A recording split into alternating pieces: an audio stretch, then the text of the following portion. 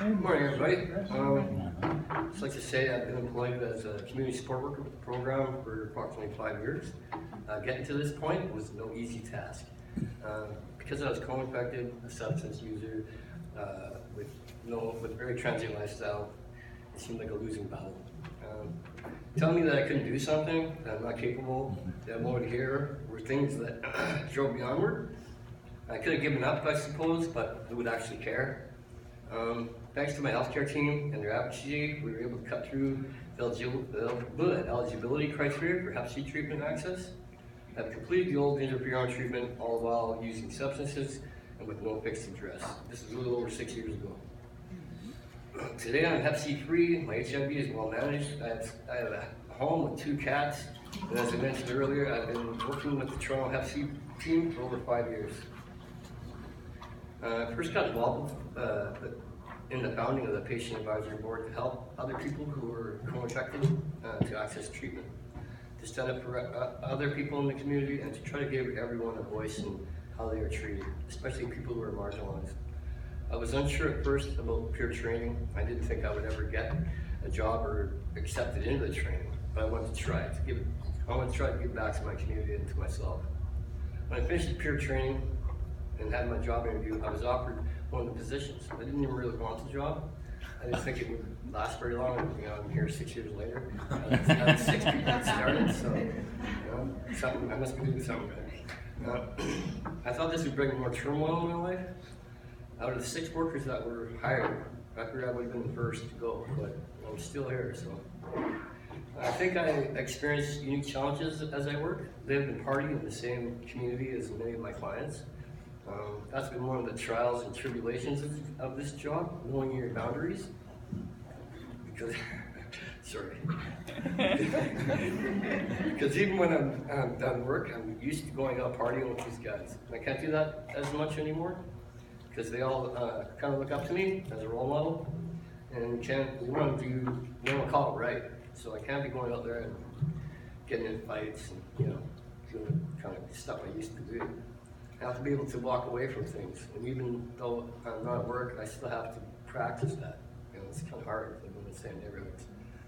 Not a day goes by that I don't walk out of my door and run into one or more of my clients that I work with as part of my job, or as some business owners in my neighborhood, stuff like that. It's kind of tricky.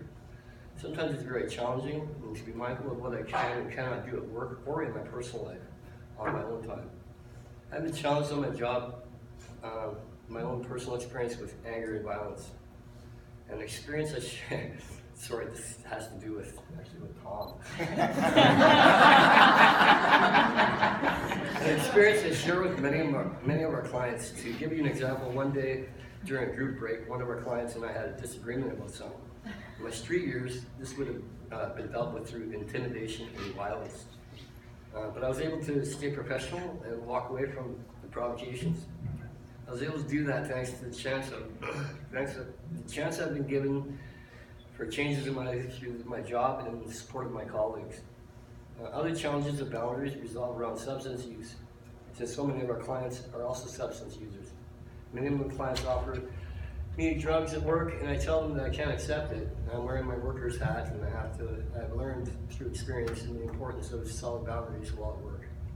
Sure, at the beginning, I've made mistakes and crossed some lines sometimes. Crossed some lines I should not have, and it didn't really feel good. So these experiences, as well as the support and feedback of my coworkers, help me to define and understand and practice healthy boundaries at work as well as in my personal life. And I love my job. Sorry, I love my job and I want to keep it. Yeah.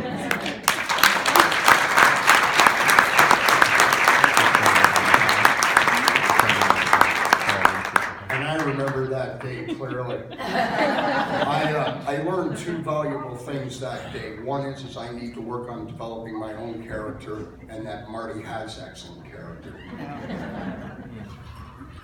I just wanted to make a brief comment at this point on self-care.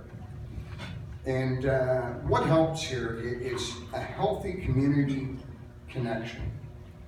At Toronto Community's Hep C support program, harm reduction is a guiding principle of our support and a prime ingredient.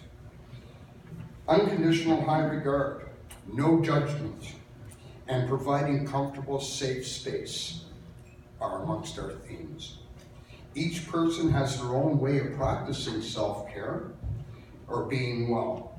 What contributes to the sense of well-being as a worker or community member is a sense of belonging, being accepted, and having a team or a community for support.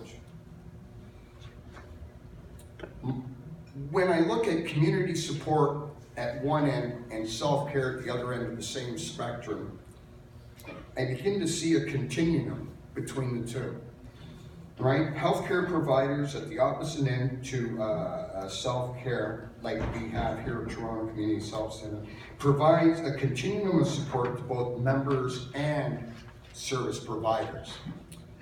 Thank you. Our final panelist today is a wonderful lady who is, boy, everything is not where I last left it. It's a wonderful lady that has a history, training in nursing, has been a member of this community for many years, was instrumental in the establishment of our Patients Advisory Board as well as our continuing care program. She was one of the first to be hired from the rank and file of our support workers training program. Please welcome now Jennifer Broad.